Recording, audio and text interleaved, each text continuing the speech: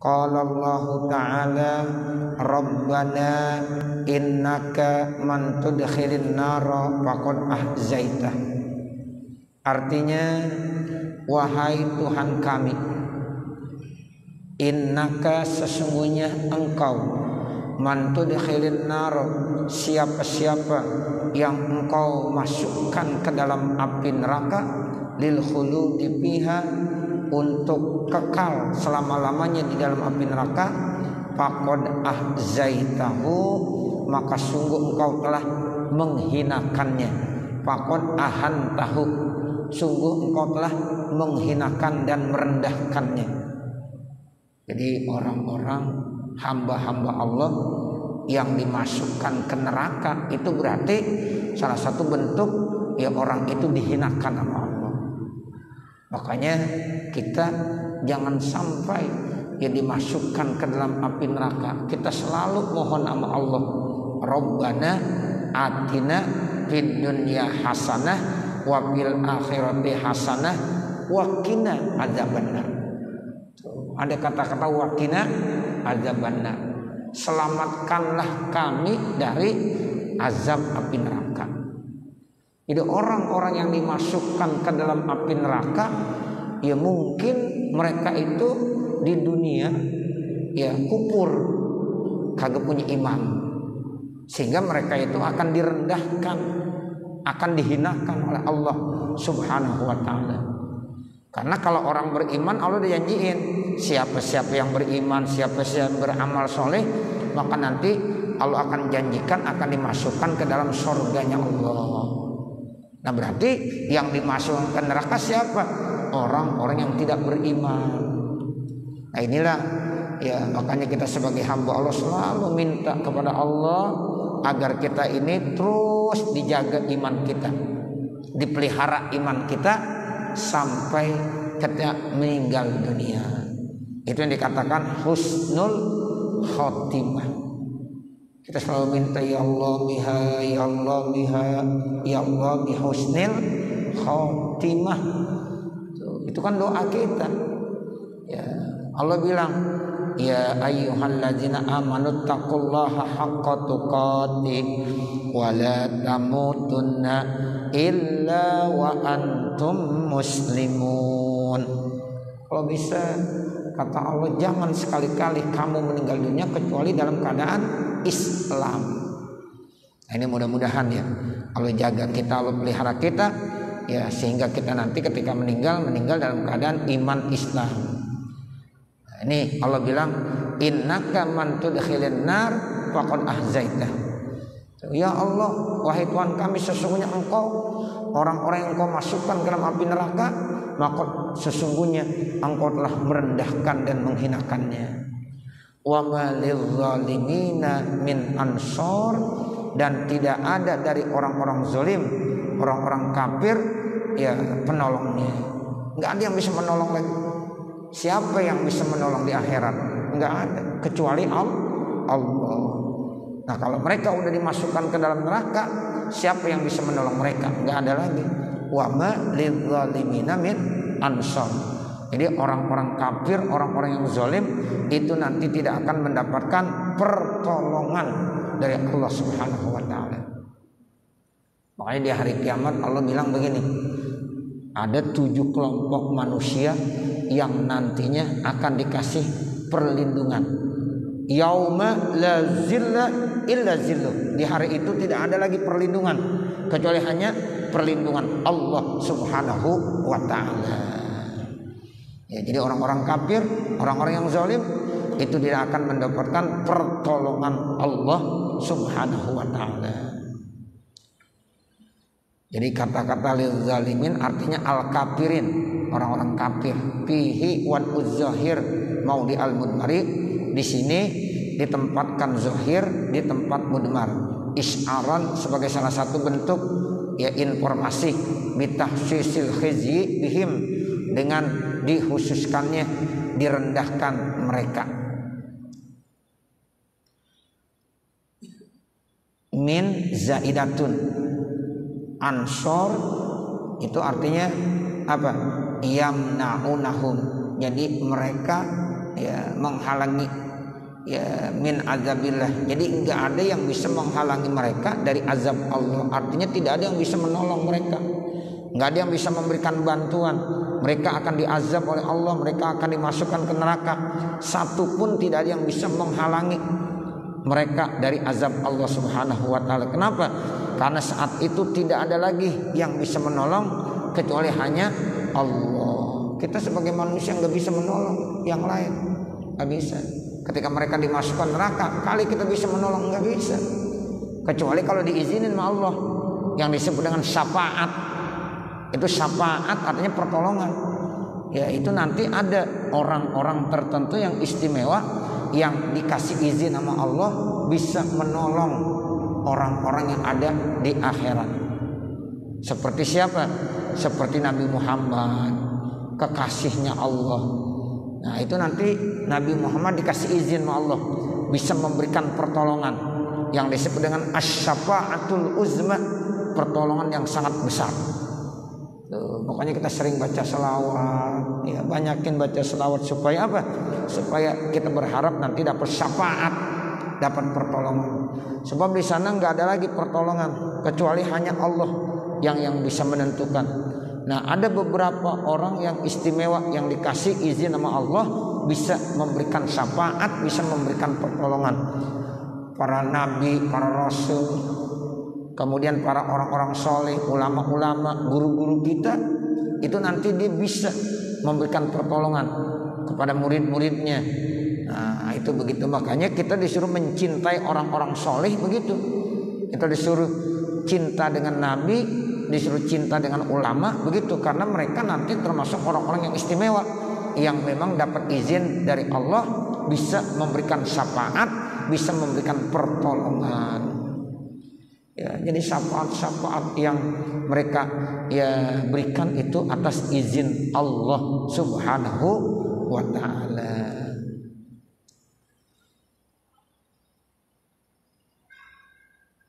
Rabbana, wahai Tuhan kami, innana sami'na, sesungguhnya kami telah mendengar, munadian, yaitu penyeru, yunadi, yang menyeru, yad'un nasa, yang mengajak kepada manusia, lil imani, untuk beriman, ai ilahi, itu kepada Allah, wa huwa, yang dimaksud yang menyeru, ya yang memanggil-manggil, yang berdakwah, yang mengajak kepada manusia untuk beriman siapa?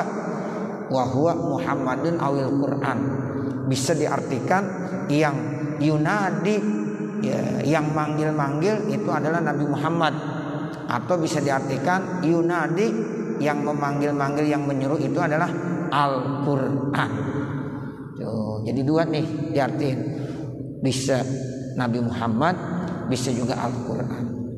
Al-Quran kan itu kalam Allah yang isinya menyeru kepada kita, ayo sini beriman kepada Allah, melaksanakan amal soleh, melakukan kebaikan-kebaikan, jangan kufur, jangan syirik. Ya itu Al-Quran isinya menyuruh kepada manusia, suruh melakukan hal-hal yang baik. Atau Nabi ya emang menyuruh gitu, mengajak kepada manusia untuk bertauhid, untuk mengesahkan Allah, untuk beriman, untuk beramal soleh. Nah itu, jadi Nabi adalah seorang Rasul yang diperkuat, dikasih mukjizat. Di antara mukjizatnya adalah Al-Quran.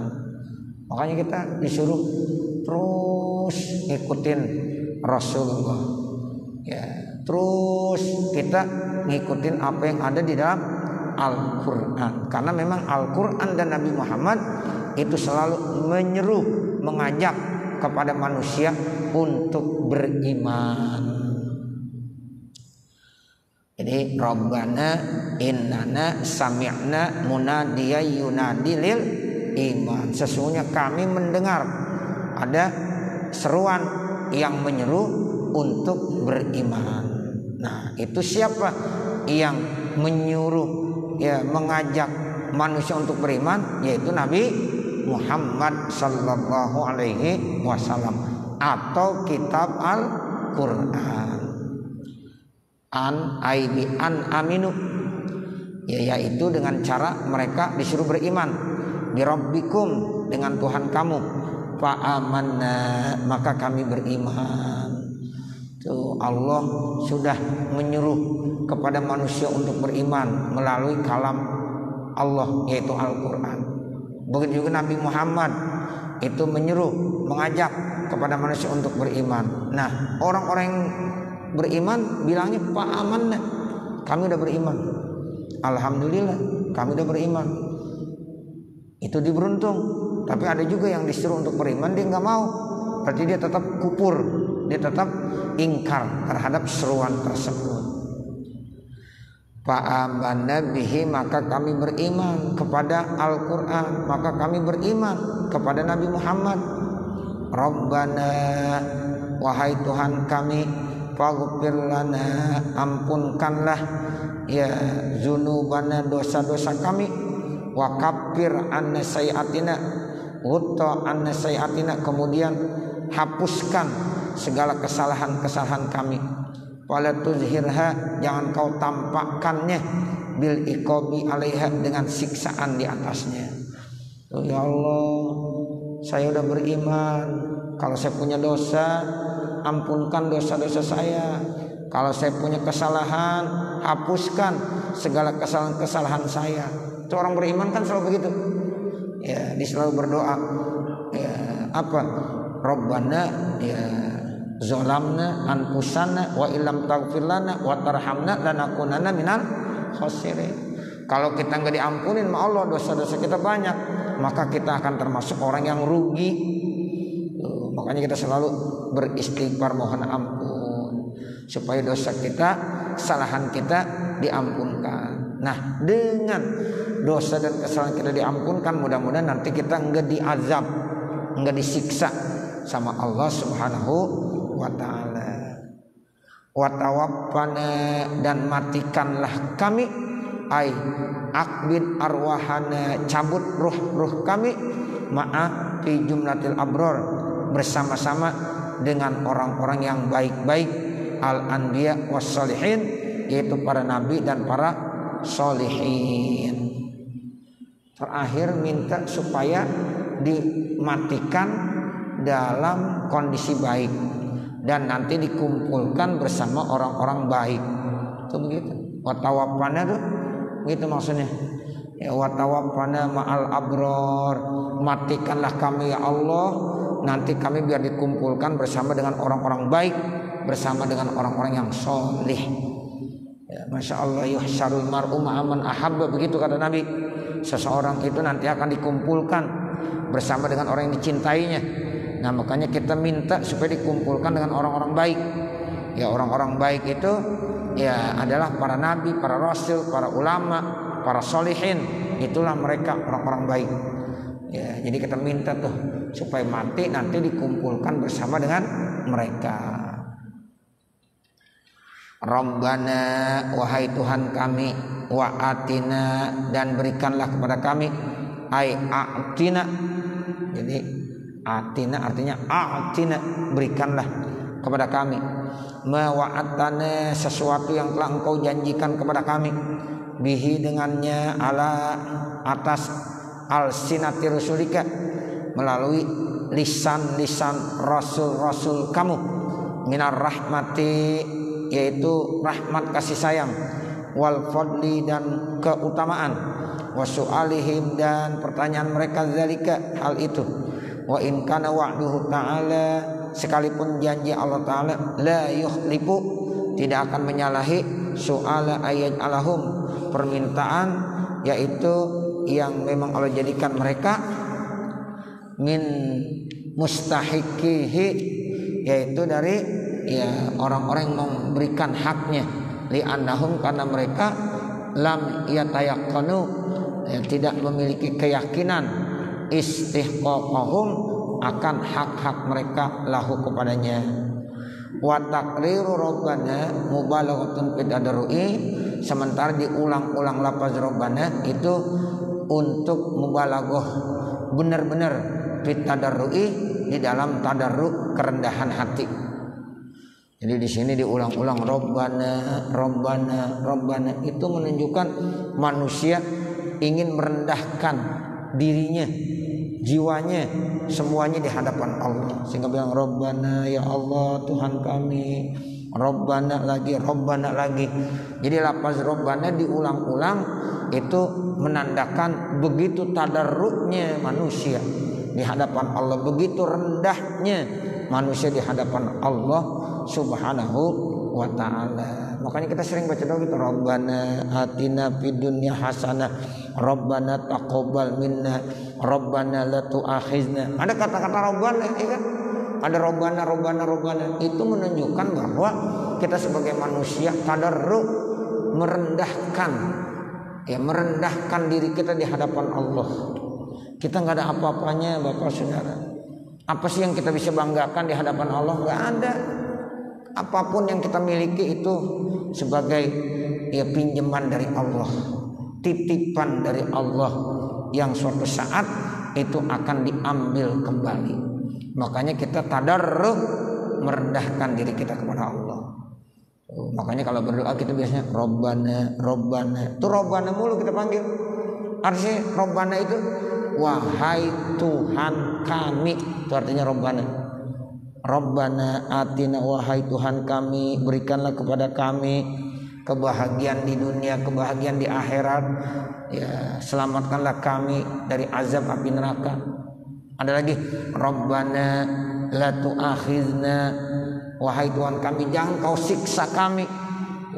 Rabbana zolamna anfusana, wahai Tuhan kami sudah berbuat salah pada diri kami. Itu semuanya ada kata-kata Rabbana. Ini menunjukkan bahwa kita manusia rendah di hadapan Allah. Itu yang dikatakan, ya, mubalaghah fit tadarruk, berlebih-lebihan di dalam merendahkan diri. Apalagi kalau sholat tuh Bapak Saudara.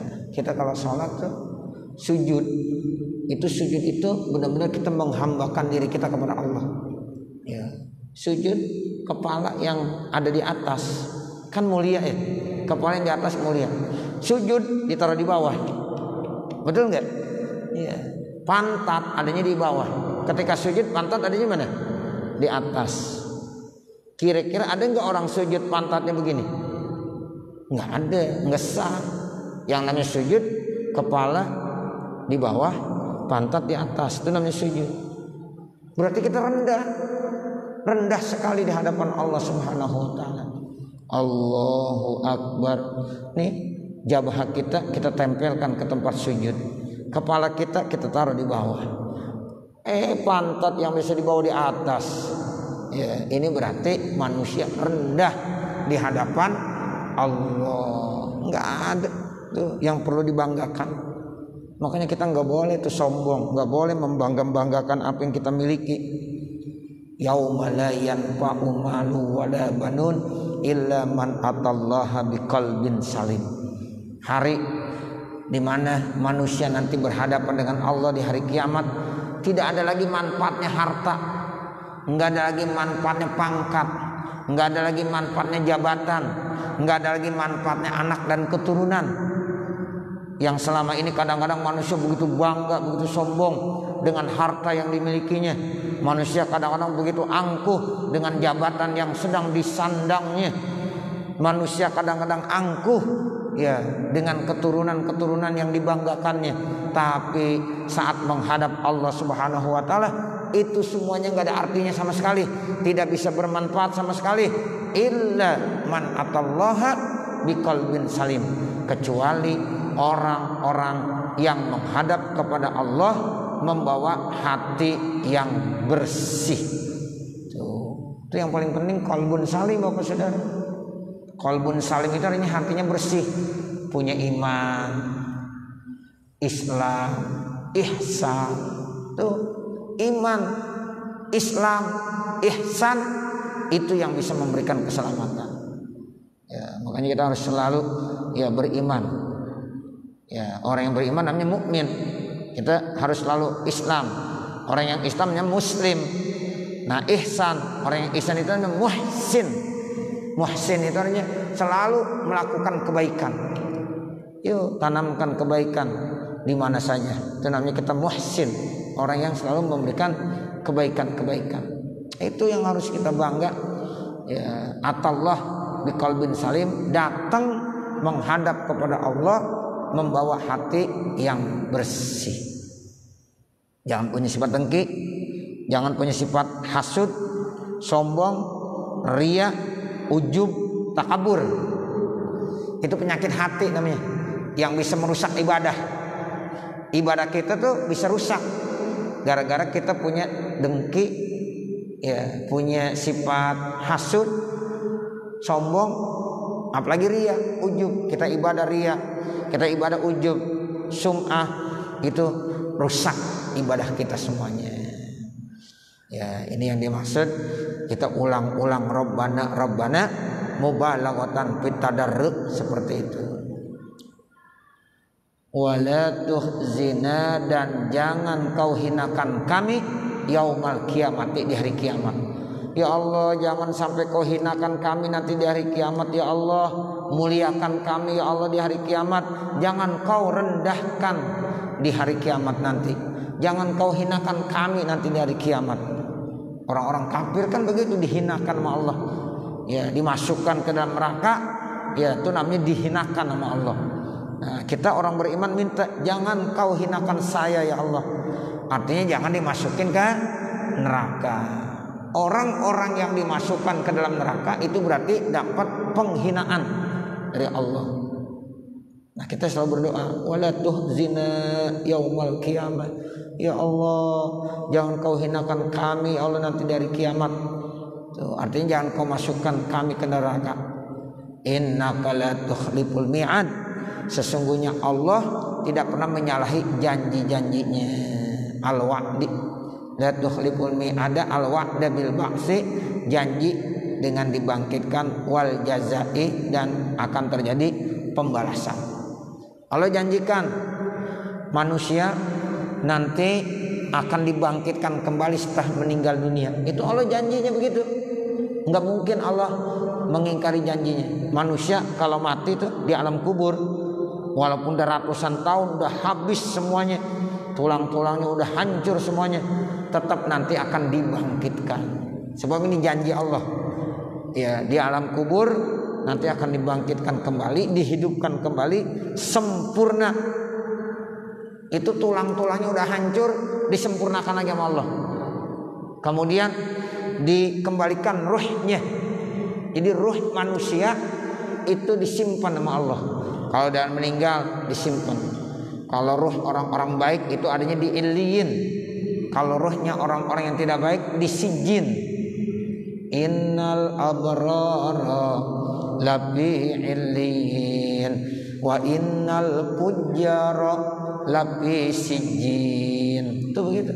Jadi ruhnya orang-orang baik ya yang taat kepada Allah itu nanti ditempatkan di Illiyin. Sementara ruhnya orang-orang yang tidak baik, yang senantiasa durhaka, enggak patuh dengan aturan Allah, maka mereka akan diletakkan di Sijjin. Sijjin itu tempat yang paling rendah. Kalau Illiyin tempat yang paling tinggi. Jauh tuh antara Illiyin dengan Sijjin. Nah, nanti pada saat manusia dibangkitkan, dikembalikan lagi ruhnya semuanya. Utuh semua. Manusia walaupun udah hancur banget tuh Bapak Saudara, ya dengan kekuasaan Allah disempurnakan kembali. Lalu dikembalikan ruhnya. Dan gak ada yang tertukar itu. Ruh segitu banyaknya gak ada yang tertukar. Itu kekuasaan Allah. Ama Allah kecil. Kata Allah, idza arada syai'an ayyakuna lahu kun fayakun. Cukup Allah mengucapkan kun fayakun, selesai. Ya, itu begitu. Gampang Allah. Jadi jangan kita ya berpikir, masa sih udah hancur, tulangnya udah kagak ada, masa dihidupkan kembali, bagaimana caranya? Jangan dipikirin begitu. Kita nggak mampu. Kalau Allah mah gampang aja. Yang belum diciptakan aja bisa diciptakan, apalagi yang udah jadi tulang. Betul nggak? Iya, Allah mau menciptakan gampang aja. Nabi Adam Allah ciptakan dari apa? Dari tanah, lalu jadi manusia. Siti Hawa Allah ciptakan dari apa? Dari tulang rusuk Nabi Adam yang sebelah kiri. Bisa.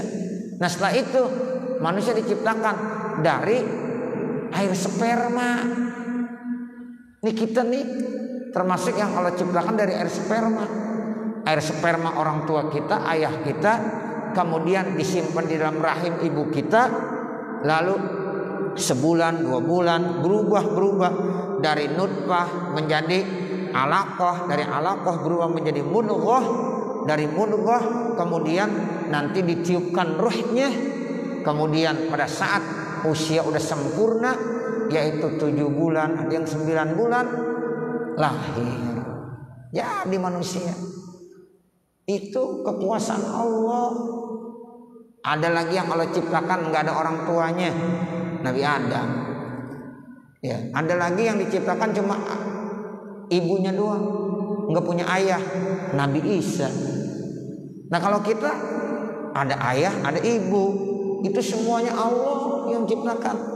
Ya, gampang aja.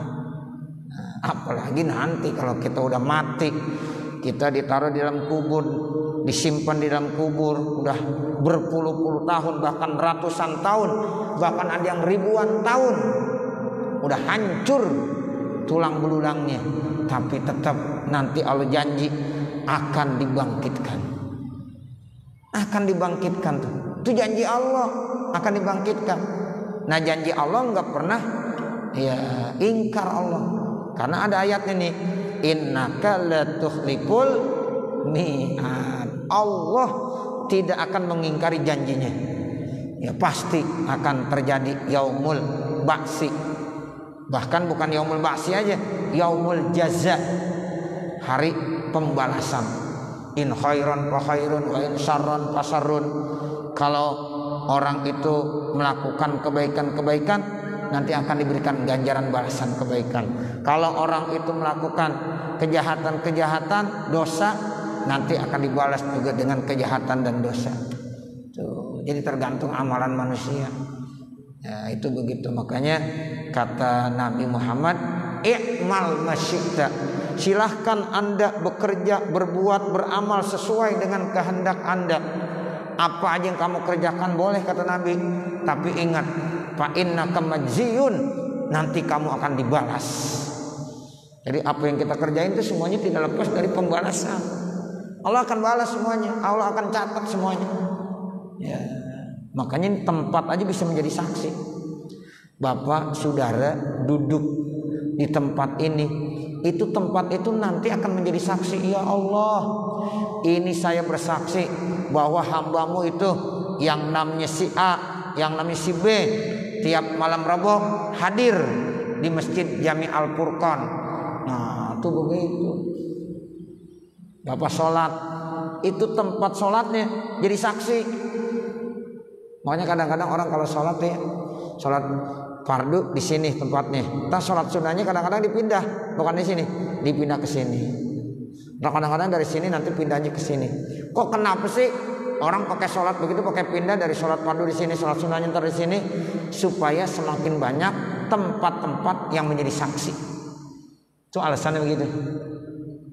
Kalau kita sholat Jumat kadang-kadang semuanya belum pada pulang tuh, pada wiridan, udah selesai mau sholat sunnah, kadang-kadang tukaran. Yang ini geser ke tempat dia, nah kita ke tempatnya teman kita, geser. Ya, itu boleh, lebih bagus begitu, supaya nanti tempat tadi ya saling memberikan kesaksian. Semakin banyak tempat-tempat yang kita melakukan kebaikan, maka semakin banyak kesaksian-kesaksian yang akan diberikan kepada Allah. Itu begitu ya. Nah, Masya Allah. Jadi itulah kata Nabi, silahkan kita melakukan apa saja, silahkan. Tapi ingat, ya nanti kamu akan dibalas sesuai dengan jenis amalannya. Fastajaba lahum rabbuhum maka Tuhan mereka, maksudnya Allah, menerima ya doa mereka. Ai doa ahum, yaitu doa mereka. Makanya kita perlu doa. Kalau kita berdoa, insya Allah nanti akan diterima doa kita. Ya Allah, jangan kau hinakan kami ya Allah di hari kiamat. Ya, artinya jangan kau siksa kami di hari kiamat. Jangan kau masukkan kami ke neraka. Tuh, karena kalau kamu masukkan kami ke neraka itu satu bentuk penghinaan buat kami. Jangan ya Allah, jangan. Tuh, Allah terima doa-doa kita tuh. Anni ai bi anni, ya bahwa saya, kata Allah, la udi'u amala amilin minkum, saya tidak akan menyia-nyiakan amal dari orang-orang yang melakukan amal minkum di antara kamu, min zakarin, baik itu orang laki-laki, au unsa, ataupun itu orang perempuan. Amal yang dilakukan oleh manusia baik laki maupun perempuan itu tidak pernah disia-siakan oleh Allah Subhanahu wa taala. Ya, Allah nggak beda-bedain, yang laki yang perempuan sama. Pokoknya kalau dia mau melakukan kebaikan nggak ada yang disia-siakan. Semuanya Allah akan berikan ganjaran pahala yang sangat besar, baik dia laki maupun dia perempuan. Makanya sama-sama semuanya. Kita sebagai orang laki disuruh melakukan amal kebaikan, orang perempuan silakan melakukan amal kebaikan juga, sama-sama. Jangan begini, udah dah ya istri kita aja yang disuruh bersedekah, kita nggak usah. Jangan, karena nanti di akhirat nafsi-nafsi. Istri kita suruh bersedekah, kita juga sedekah. Atau sebaliknya, sama istrinya bilang udah dah lu nggak usah sedekah, gua aja yang sedekah. Lah kasihan bininya, ya ntar bininya di akhirat kan sendirian. Begitu, jadi kasih juga. Nih sedekah buat kamu, nih buat saya. Ibadah juga begitu. Udah deh, saya aja yang sholat, kamu gak usah sholat. Boleh gak begitu? Ya kagak boleh, masing-masing harus. Karena memang nanti di akhirat nafsi-nafsi sesuai dengan amal ibadahnya masing-masing. Ya seperti itu. Jadi kalau kita walaupun berkeluarga, biasain tuh. Anak kita mau sholat Jumat, kita udah sedekah, bawa uang. Nanti anak kita kasih juga, nih buat kamu nah. Itu sambil ngajarin. Jangan bilang udah ya bapak saja yang sedekah, kamu masih kecil nggak usah. Jangan begitu. Biasain, kasih. Nih berapapun bentuknya tuh uang. Nggak bicara masalah besar kecilnya, yang penting dia biasakan. Kalau sholat Jumat suruh bawa uang. Kasih, kita yang kasih. Ya, nih. Ya. Nanti kalau ada kotak amal lewat, kamu masukin. Berarti dari kecil dia udah diajarin cinta bersedekah. Tuh begitu. Ada pengemis datang, ya. Kan yang bagus kita yang langsung ngasih. Tapi kita ada anak nih, anak kita. Enggak apa-apa, kita kasih uang, kita kasih anak kita. Nah, tolong kasih tuh pengemis. Itu berarti kita menanamkan pendidikan yang baik kepada anak kita, sehingga suatu saat itu menjadi apa? Menjadi ingatannya di waktu besar. Oh iya, dulu saya waktu kecil diajarin sama orang tua saya, kalau ada pengemis dibagi uang, dibagi sesuatu. Nah nanti waktu dewasanya dia akan terekam tuh hal-hal yang baik seperti itu. Masya Allah, tuh begitu. Jangan malah diajarin bohong. Ada pengemis, bilang aja bapak kagak ada. Gitu. Jangan. Dia lagi ngobrol nih berdua, anak sama bapaknya. Ada yang pengemis datang, assalamualaikum. Ya, bilangin aja bapaknya nggak ada, bilangin. Begitu. Kan berarti anak diajarin apa? Bohong. Dari kecil dah bohong. Ya udah, gedenya bohong terus. Jangan. Ya, bilangin. Kalau seandainya nggak ada uang, bilangin, nak bilangin tuh pengemis, mohon maaf. Ya, nah kata-katanya santun, nah begitu. Tapi kalau ada pengemis, usahain kasih. Ada pengemis, usahain kasih. Berapapun besarnya. Masa sih kita, ya kagak punya duit sama sekali. Nah seperti itu. Pengemis dikasih uang 2.000 juga udah girang ya. Ya 2.000 pengemis dikasih girang, 5.000 udah seneng. Itu kita nggak lepas dia, terserah dah dia mau gimana kek. Ya Ustaz dia masih kuat, masih gagah. Kita nggak lihat itu. Yang penting dia minta kasih. Nah seperti itu. Nah kalau terkait dengan nanti syarat-syarat ngemis lain lagi. Siapa yang ngemis masih sehat, masih kuat, itu nanti dia akan yang mendapatkan sisaan yang berat dari Allah. Tapi kita ketika orang datang ya diminta kasih.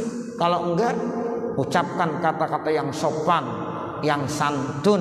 Itu ajaran Islam begitu. Makanya Nabi bilang, ada pengemis walaupun naik kuda, kalau kamu punya, kalau kamu mau, kasih. Enggak usah dikomentari. Kalau sekarang ya seandainya ada ya pengemis naik motor, walaupun naik motor, ya kalau kamu mau kasih, kasih aja. Enggak usah dikomentari. Kalau enggak, ucapkan kata-kata yang santun. Jangan ngasih kagak, mencela, menghina dan macam-macam. Akhirnya dosa enggak kita? Dosa. Tuh agama ngajarin begitu. Qaulun ma'rufun khairum min shadaqati yatba'uha adza. Kata-kata yang lemah lembut, kata-kata yang santun itu nilainya lebih bagus kebanding daripada kita bersedekah tapi kita ikuti dengan kata-kata yang menyakitkan. Tuh, sedekah juga tapi nyakitin, gak bagus. Apalagi ngasih kagak nyakitin doang, ya tambah dosa kita. Ya, dalam artinya tuh ke pengemis ngasih kagak, gue dimarah-marahin, nah begitu. Ya, jadi kita tetap harus santun. Itulah ajaran daripada agama kita begitu. Ya. Jadi Allah enggak menyia-nyiakan amal orang yang beramal, baik dari orang laki-laki maupun orang perempuan. Itu yang dimaksud ayatnya la udi'u amala amilin minkum min dzakarin au unsa. Ba'dukum mim ba'din. Sebagian kamu kainun, tetap min ba'din daripada sebagian yang lain. Ai al-dzukuru minal inas. Laki-laki daripada perempuan, wabil aksi atau sebaliknya, perempuan dari laki-laki. Jadi Allah itu enggak membeda-bedakan jenis kelamin. Laki perempuan sama aja. Ya, itu seperti itu. Cuma nanti memang ada beberapa hal yang bersyaratkan laki-laki. Karena laki-laki ya punya ya derajat yang lebih tinggi di dalam satu sisi, dalam keluarga misalnya. Itu ar-rijalu qawwamuna 'alan nisa. Tetap yang menjadi kepala rumah tangga itu adalah laki-laki. Begitu. Imam dalam sholat berjamaah itu tetap orang laki-laki yang harus jadi imam. Kita di rumah ada istri, ada anak laki, anak perempuan sama kita. Itu yang jadi imam siapa? Ya mesti yang laki, bisa bapaknya, bisa anaknya. Kalau dia lagi sholat di rumah itu berjamaah, siapa yang jadi imam? Ya pasti orang laki lah, nggak boleh orang perempuan. Walaupun kita punya istri pinter, istri kita pinter ustazah, kita orang biasa aja. Cuma istri kita pinter agamanya. Kira-kira ketika sholat yang imam istri kita apa kita? Ya kita orang laki. Tuh begitu. Ya walaupun istrinya pinter, ya dia termasuk ustazah, ya tetap nggak sah kalau dia jadi imam. Ya sementara kita jadi makmum. Itu artinya memang ada beberapa tempat yang memang orang laki tetap dilebihkan. Nabi ada nggak kira-kira nabi perempuan? Ada? Nggak ada. Coba dari Nabi Adam sampai Nabi Muhammad ada nggak yang perempuan? Nggak ada. Nabi semuanya laki-laki. Itu begitu. Kalau wali bisa laki bisa perempuan. Wali min auliya illah, kekasih Allah. Tuh ada yang laki ada yang perempuan. Tapi kalau Nabi Rasul itu hanya laki-laki.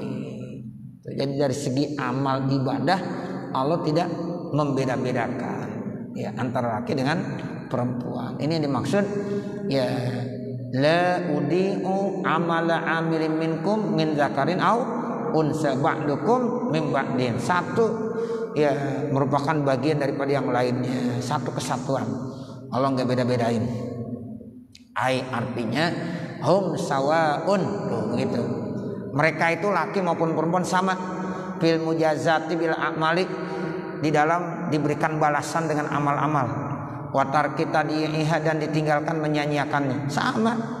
Siapa yang melakukan amal kebaikan dibalas dengan 10 kebaikan. Itu berlaku pada laki dan juga berlaku pada perempuan. Nazalat, ayat ini turun 5 qolat karena berkata Ummu Salamah, yaitu istri Nabi, ya Rasulullah, wahai Rasul, inilah asma'u zikron nisa'i fil hijrah bisai'in. Sesungguhnya saya tidak mendengar sebutan perempuan di dalam hijrah dengan sesuatu. Ya, itu terkait dengan itu. Padahal laki dan perempuan itu sama saja. Ya, seperti itu. Falladzina hajaru, maka bermula orang-orang yang hijrah min Makkah, dari kota Makkah, ilal Madinati, ke kota Madinah. Hijrah itu artinya perpindahan, yang tadinya dia berdomisili di kota Mekah, kemudian pindah ke kota Madinah. Kenapa? Karena di Mekah dia sudah sulit untuk berdakwah. Ya, mau ibadah udah susah di Mekah karena diintimidasi, karena ya disiksa.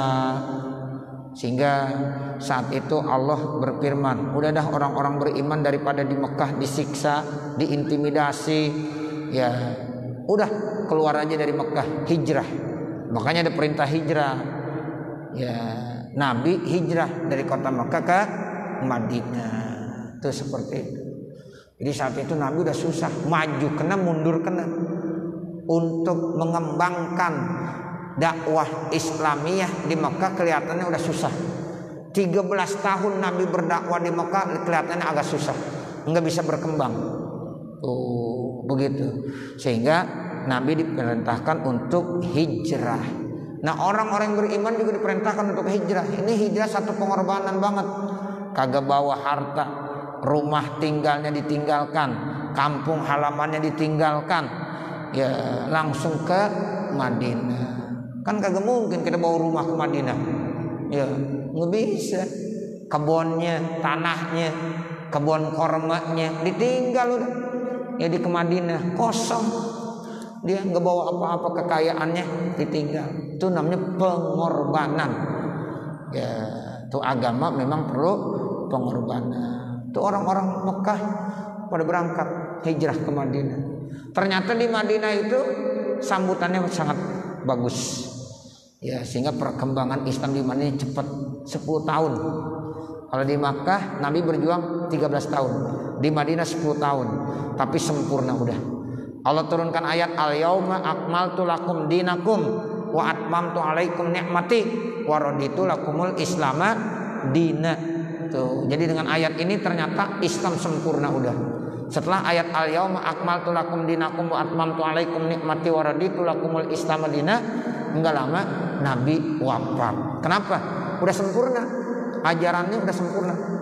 Ya, Nabi wafat pas usia 63 tahun. Jadi berdakwah di Mekah 13 tahun, berdakwah di Madinah 10 tahun. Usia Nabi diangkat menjadi Nabi 40 tahun, berarti 40 tambah 13 tambah 10 berapa? 63 tahun. Nah, itu waktu 63 tahun sempurna Nabi udah. Meninggal Nabi wafat. Ya, nah seperti itu. Wa ukhriju min diarihim, mereka diusir dari rumahnya. Wa uzu fisabili, mereka diganggu di jalan aku. Tuh mereka ya berjuang di jalan Allah, beriman, akhirnya mereka diusir, mereka disiksa. Wa qatalu, dan qatalu itu ail kufaru, jadi orang-orang kafir memerangi mereka. Wa qutil, dan mereka juga diperangi. Tuh, jadi orang kafir ya itu memerangi orang-orang ya kaum muslimin. Bitahfif wa tasdid, boleh bacanya kutilu, boleh kutilu.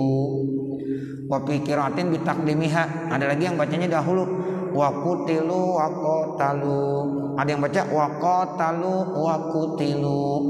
Nah, ada lagi pakai tasdid wa qatalu wa qutilu. Nah itu boleh, qiraatnya boleh begitu.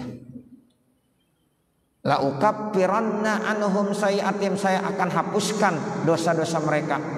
Astaroha bil maghfirah, ya artinya astaruha, saya tutup ya dosa-dosanya dengan ampunan. Jadi umat Islam yang ada di Mekah akhirnya dengan sebab dia sabar, bahkan dia berhijrah, ditinggalkan harta kampung halamannya, itu Allah balas dengan ampunan. Ya, saya ya ampunkan segala dosa dan kesalahannya. Kemudian wa udkhilannahum, dan saya masukkan mereka jannatin, ke dalam surga, tajri min tahtihal anhar, yang mengalir di bawahnya sungai-sungai, sawaban, sebagai salah satu bentuk ganjaran pahala. Itu akhirnya mereka dimasukkan ke dalam surganya Allah sebagai bentuk ganjaran pahala buat mereka. Sawaban ini masdarun min makna la ukaffiranna muakkidan lahu. Sebenarnya la ukaffiranna itu ada taukidnya, lamnya lam taukid, namanya itu sungguh kami akan menghapuskan dosa-dosanya. Min indillah, nah itu semuanya diperoleh dari Allah Subhanahu wa taala. Fihi iltifatun anit takallumi, di sini ada iltifat dari domir takallum. Ya, wallahu, dan Allah indahu husnul tsawab, di sisi Allah itu ganjaran pahala yang sangat baik. Artinya al-jaza. Jadi Allah akan memberikan balasan, ganjaran pahala, dan yang diterimanya yang paling besar nanti di akhirat. Kalau di surga belum, ya di dunia. Jadi nanti dibalasnya di mana? Di akhirat. Karena surga itu ya, karena dunia itu darul amal, ya rumahnya orang bekerja beramal, sementara akhirat darul jaza. Makanya balasan yang sebenarnya nanti akan dikasih sama Allah di akhirat. Kalau di dunia belum balasan, belum kan dikasih ya nikmat, dikasih karunia sama Allah, ya bukan balasan. Oh ini balasannya, belum balasan. Kalau kita suka bersedekah diganti lagi sama Allah, itu bukan balasan, atau apa, satu nilai kemuliaan yang Allah berikan. Balasan nanti di akhirat apa? Sorga. Itu balasan yang tertinggi, sorga. Ya, nggak ada lagi balasan yang terbaik. Nah sorga itu dikasihnya di dunia apa di akhirat? Di akhirat. Kita suka melakukan kebaikan-kebaikan, kadang-kadang Allah udah ya buktikan tuh di dunia, tapi itu bukan jaza, bukan balasan. Sebab balasan yang sebenarnya nantinya di mana? Di akhirat. Tuh, makanya disebut kalau akhirat itu darul jaza, kalau dunia itu darul amal. Ini tempat kita bekerja, beramal. Ayo beramal di sini. Jangan mengharapkan balasan dulu di dunia. Ayo beramal aja. Balasannya mana ya Allah? Jangan.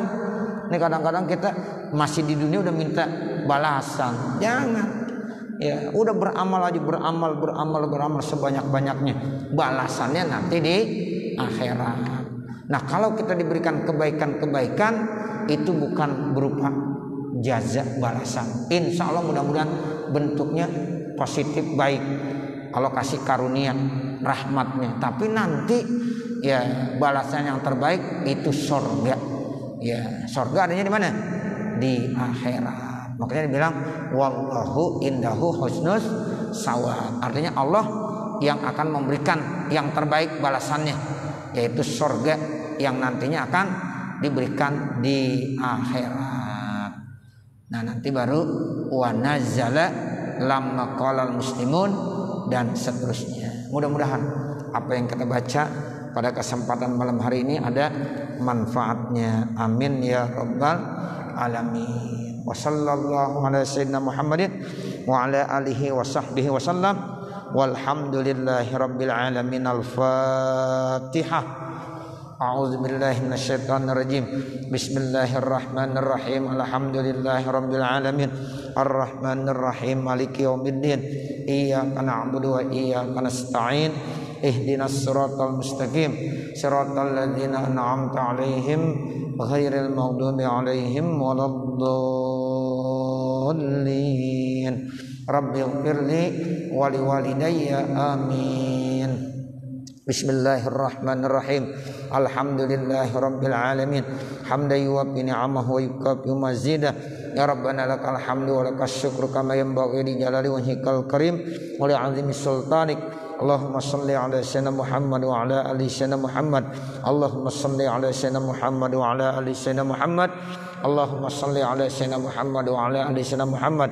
Allahumma shrah lana sudurana wa yassir lana umurana warham amwatana washfi mardana